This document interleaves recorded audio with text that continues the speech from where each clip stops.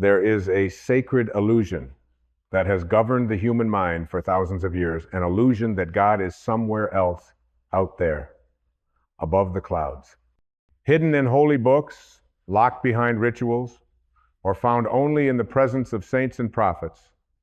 We were taught to look up, to kneel down, to chase something grand and far away. But what if the greatest secret of all, the secret whispered in every ancient text, the truth behind every miracle, is that God has never been outside of you? Not for a single breath, not for a single heartbeat. God is not above you. God is not around you. God is not hiding in a temple or buried in the sand. God is not an entity floating in the heavens, counting your sins or judging your failures. God is not a being. God is a presence, a vibration, a frequency, an energy. And that energy lives inside of you. It pulses in your chest, not just as a heartbeat, but as a rhythm of cosmic intelligence. It rises with the sun through your thoughts. It flows with your breath as inspiration.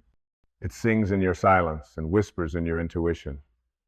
It is the light behind your eyes, the warmth behind your love, the stillness behind your peace. You don't have to go anywhere to find it. You only have to remember, you have never been separate. You've only believed that you were. We were born into a world that confused form with truth. We were told we were bodies. We were told we were names, histories, roles, genders, religions, nationalities. We were given identities to wear like masks in a theater. But behind every mask is the same light, the same essence, the same eternal current of being that has no label, no boundary, no limitation. You are not a body with a soul. You are a soul having a brief, sacred, passing experience in a body. And that soul, your soul, is not disconnected from God. It is God.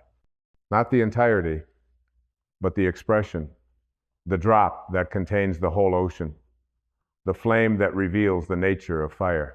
You are the divine, individualized.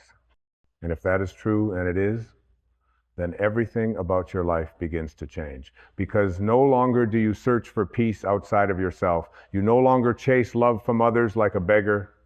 You no longer strive to be good enough, holy enough, worthy enough. You realize that you already are. Because how can that which is divine be unworthy? Your worth is not negotiable. It is not determined by your past. It is not reduced by your mistakes. You are not here to earn divinity. You are here to express it, to remember it, to embody it. When Jesus said the kingdom of heaven is within you, he wasn't being poetic. He was describing a metaphysical reality, that the infinite lives in the finite, that the source is not out of reach, that the door to heaven swings open inward. The great mystics of every age have known this. Rumi wrote, "I searched for God and found only myself. I searched for myself and found only God." Lao Tzu said, "Knowing others is wisdom, knowing yourself is enlightenment." The Upanishads tell us, you are that. The Bhagavad Gita echoes, the self is the friend of the self. Even science, if you look closely, is beginning to whisper this truth, that consciousness is not an accident, but the ground of all being. And so the invitation of your life is not to find God. It is to remove everything that blocks your awareness of God within you. The ego is the veil. The past is the noise. The story is the distraction. But the truth has always been here, still, silent, waiting. Like the sun behind the clouds, it doesn't argue, it doesn't force, it doesn't punish. It simply waits for your willingness to remember who you really are. And who are you? You are not your name. You are not your job. You are not your resume. You are not your trauma. You are not your bank account. You are not your followers, your likes, your clothes, your failures, or your successes. You are not the story others wrote for you. You are not the story you wrote to survive. You are the awareness behind the story, the still presence watching the movie of your life unfold. You are not the storm. You are the sky that holds it. You are not the pain. You are the presence it passes through. You are not the fear, you are the faith it tries to hide. You are not your ego. You are not your wound. You are not your past. You are the divine energy expressing itself through this temporary costume of form. And once you remember this, not just intellectually, but spiritually, cellularly, everything shifts. You stop looking for validation. You stop playing roles. You stop performing for love. You stop carrying guilt like a cross on your back. You stop needing to be fixed because you realize you were never broken. Your healing does not begin when the world changes. It begins when your perception changes. When you stop seeing yourself as separate from the source of life and begin to live as if you are one with it. Because there is no place you can go where God is not. Not because God is everywhere, but because everywhere is in God. Because existence itself is God in motion, love in form, spirit in rhythm. And your soul is a thread in that vast, endless tapestry of being. And this means that your life is not random, your pain is not pointless, your existence is not small. It means that the breath you are taking right now is holy. The moment you are in right now is sacred. The body you inhabit is a temple of energy, vibrating with ancient intelligence.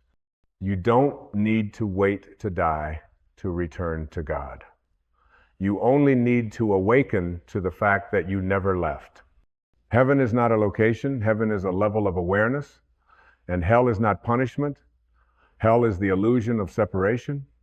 It is living as if you are alone, as if you are unloved, as if you are lost, but you are none of those things.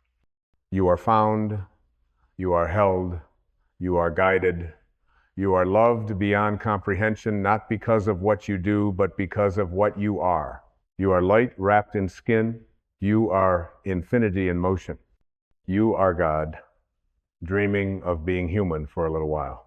And when you awaken to this truth, forgiveness becomes easy because you recognize that the one you're forgiving is also the divine in disguise.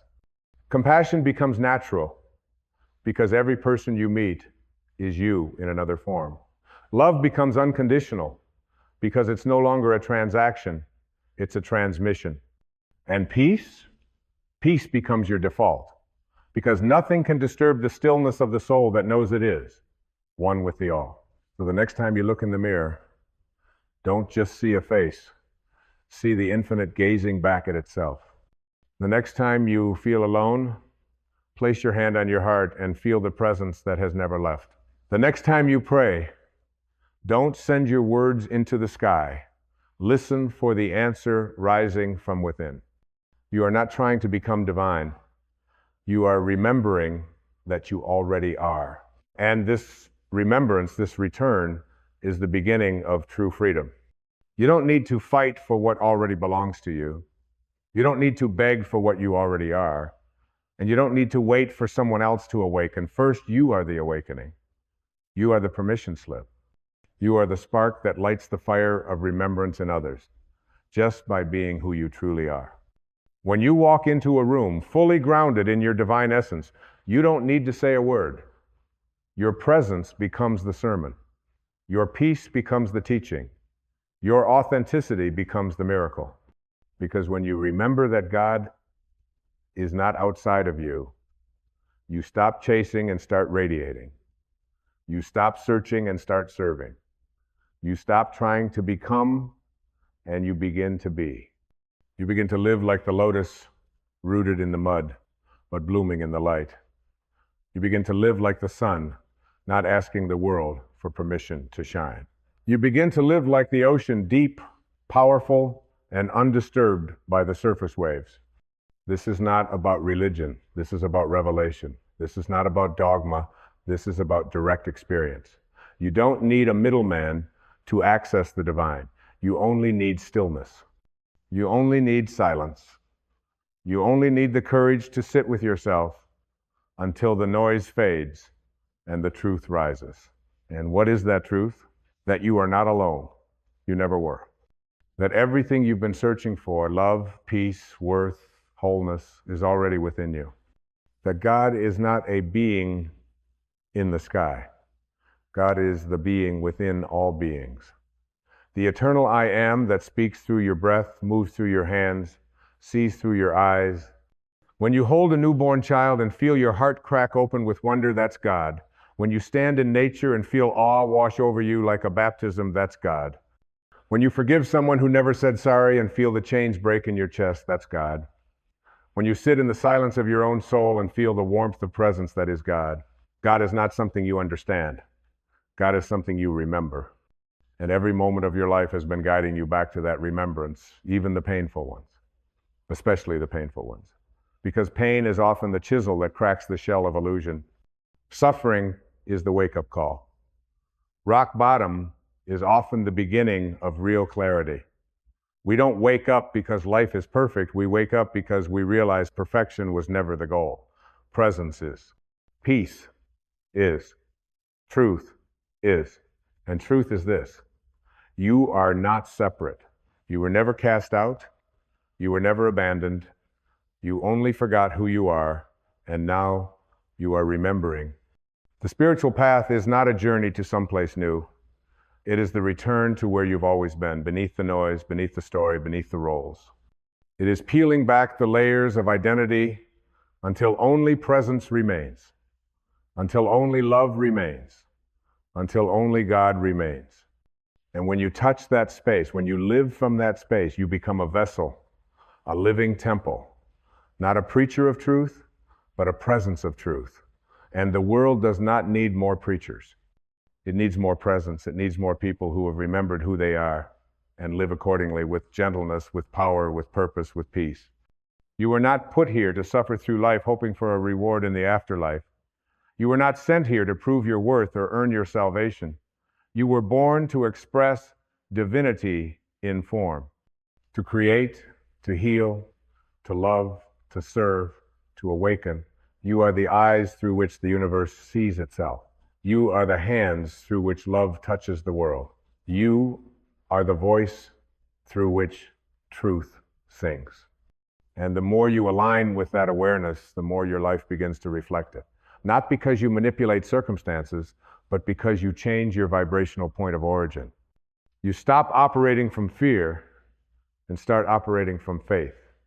You stop reacting from ego and start responding from essence. You stop surviving and begin thriving.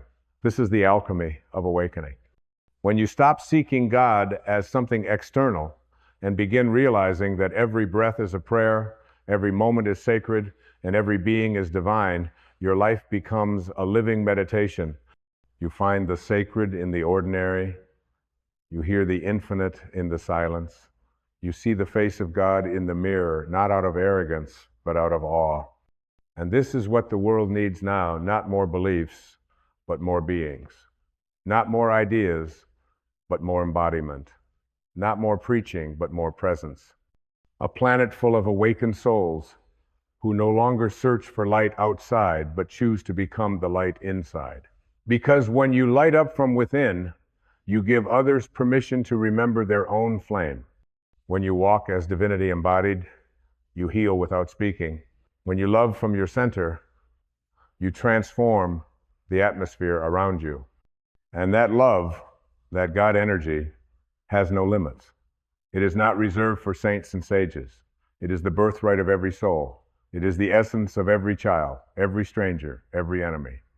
There is no one who is not divine. There is only consciousness that has forgotten itself. And when you meet someone who has forgotten, your role is not to judge. Your role is to remind. To remind by your presence, to remind by your compassion, to remind by your peace. Because the moment you see God in another, you activate the God in them. The moment you forgive, you invite another into their own freedom. The moment you speak truth without fear, you become a lighthouse in the fog. And the fog is thick right now. The world is noisy. The world is afraid. The world has built a shrine to the ego and forgotten the altar of the soul. But even in this darkness, the light within has not dimmed.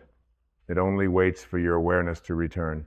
So come home to yourself. Come home to the truth that has always been waiting beneath your breath. You are not missing. You are not flawed. You are not behind. You are not unworthy. You are divine. You are radiant. You are the energy of God dancing in human form. You don't need to chase enlightenment. You need to embody what you already are. So breathe, not just to survive, but to remember. Breathe in your wholeness. Breathe in your innocence. Breathe in your connection to all that is. And when the world tries to distract you, return to this breath. Return to this moment. Return to the energy that beats your heart and births the stars, because that energy is you. You are the temple and the flame. You are the question and the answer. You are the seeker and the source. And when you live from this knowing, life becomes a sacred flow. Challenges become opportunities to deepen your truth. Loss becomes a portal into love. Conflict becomes a classroom for compassion. Every experience becomes a step in your return to the truth. The truth that God is not outside of you. God is not in the sky waiting for you to be perfect. God is not a judge watching you through a lens of sin. God is the breath inside your breath, the stillness behind your thoughts, the love that you feel when all the noise fades. You are not separate. You never were. You just forgot. And now you are remembering. And in that remembering, you are reborn. There comes a moment in every soul's journey when the search loses its meaning, not because the search failed, but because the search was always a mirror leading inward. The maps you followed, the teachings you clung to, the gurus you revered, the rituals you performed, all of them were stepping stones, sacred, yes, but not destinations. They were never meant to lead you to something outside of you, but to bring you back to the holy stillness within. The silent sanctuary, where nothing is missing and no part of you is exiled. This moment, this breath, is your arrival. Not in time, but in truth. When you release the idea that you must become something more to be worthy of the divine, you enter the dimension of being. And being is not passive, being is not empty, being is a cosmic radiance. It is a living alignment. It is the holy reverence that comes when you stand in your center without effort, without masks, without needing to prove your light to a world that's forgotten its own. You don't become divine by reaching upward. You become divine by sinking inward. And as you do, you realize that stillness is not the absence of noise. It is the presence of God. It is the space from which all miracles arise, the field where form and formlessness meet. In that space, you remember that you are not here to master life like a test. You are here to merge with it like a dance, to move in rhythm with the intelligence that breathes stars into existence and still takes the time to open a flower. There is no arrogance in this knowing, only awe, only humility, only the peace that comes when you stop trying to contain the infinite within your mind and instead allow your heart to become its home. For the ego seeks to grasp, the soul seeks to surrender. The ego builds identity out of pain, out of story, out of past. The soul simply is unburdened, eternal, whole. And every time you choose presence over performance, truth over illusion, love over defense, you dissolve another layer of separation and step more fully into the light that has always been waiting. You don't need to heal yourself into worthiness. You only need to remember that the light you long for is not something to earn, it is something to uncover. And as you uncover it, something begins to shift, not just within you, but around you. The world starts responding differently. Not because the outer world changed, but because your inner signal did.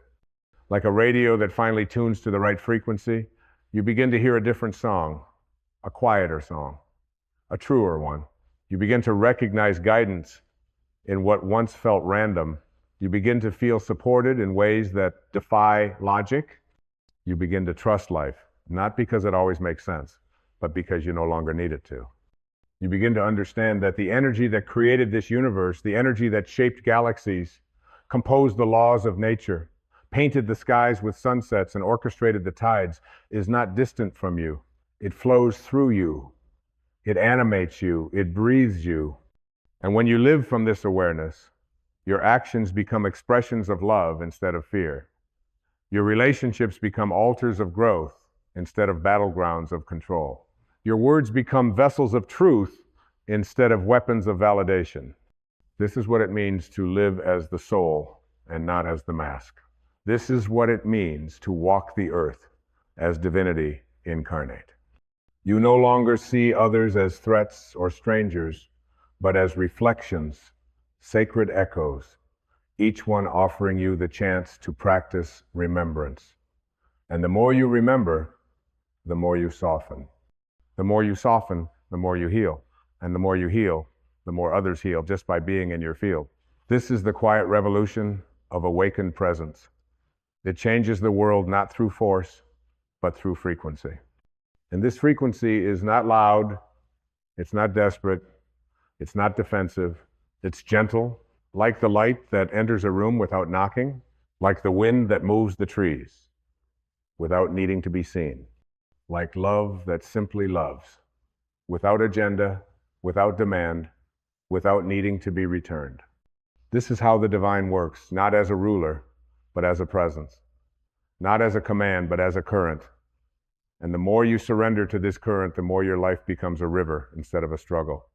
Not without pain, not without challenge, but with an unshakable foundation of peace that whispers, even in the storm, you are not alone. The storm does not mean you are forsaken. The wound does not mean you are broken. The doubt does not mean you have failed. It means you are growing. It means the veil is thinning.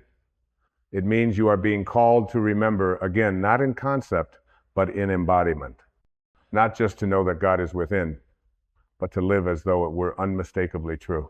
To live as though the breath you take is divine intelligence entering your body. To live as though every act of kindness is a prayer in motion. To live as though your very presence is a sanctuary where others remember their light. This is not spiritual idealism. This is radical realism, to see beyond the illusion of fear and touch the deeper truth of love that holds it all. Because what is God, if not love itself? Not the fragile love that says, only if you earn it. Not the conditional love that keeps score. Not the fleeting love that changes with behavior, but the eternal, boundless, all-pervading love that simply is. The love that has no opposite. The love that includes every shadow. The love that redeems without punishment. The love that burns away the illusion of separation with a single glance. And you are here to be the mirror of that love. Not in perfection, but in presence. Not by trying to become it, but by removing everything that blocks it. Every time you let go of judgment, you make room for that love. Every time you forgive yourself, you open the window to that love. Every time you choose compassion over condemnation, you become a vessel for that love. Not just for others, but for yourself. Because you too are worthy of the grace you give so easily to others. You too are worthy of returning home to yourself, not someday, not when you're better, but now. Now, when you are still tangled in your questions. Now, when you are still healing your wounds. Now, when the light inside is a flicker instead of a flame, that flicker is enough. That breath is enough. That moment of truth is enough to begin again. And beginning again is the most spiritual act there is. Because every moment offers the possibility of awakening. Every moment is holy ground when you walk it with awareness. And every time you choose to remember, even for a second, that God is not outside of you, the veil thins a little more. Until one day, you stop looking for the divine and you simply become it. There is a sacred humility that descends upon the soul when it no longer needs to shine, not because it doubts its light, but because it has become the light. This is not a performance. This is not the ego's idea of enlightenment. This is the quiet authority of one who has stopped seeking approval and started walking in alignment. A person who no longer needs the world to recognize their divinity because they have already recognized it within. This is the true birth of power, not control, not domination, not force, but alignment. Power that flows without resistance, power that heals without effort, power that liberates without preaching, You do not need to argue with darkness. You only need to turn on the light. And the light within you does not flicker with the opinion of others. It does not waver in the face of rejection. It does not vanish when things fall apart, because it is not built on circumstance. It is built on truth, eternal truth, the kind that existed before your story began and will remain long after your story ends. And this is what ego can never understand, that it is not your job to become something more, but to unbecome all that is false. Not to gather more things, more achievements, more spiritual credentials, but to surrender, to shed, to simplify, to become so empty of illusion that only truth remains. The ego resists this. It clings, it calculates, it compares, it builds altars to its own identity.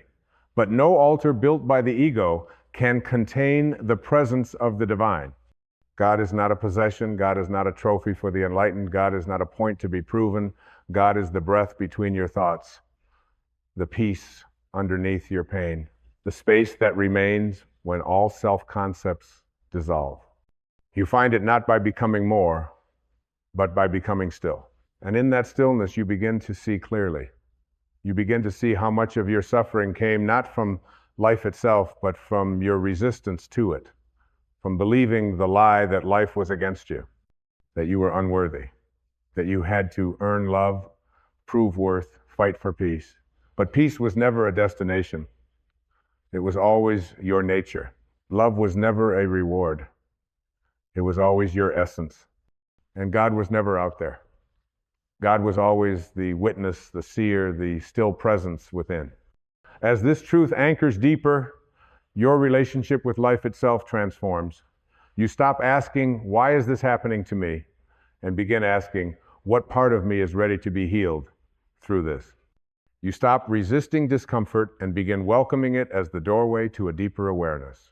You stop fearing loss and begin recognizing every ending as an initiation into expansion.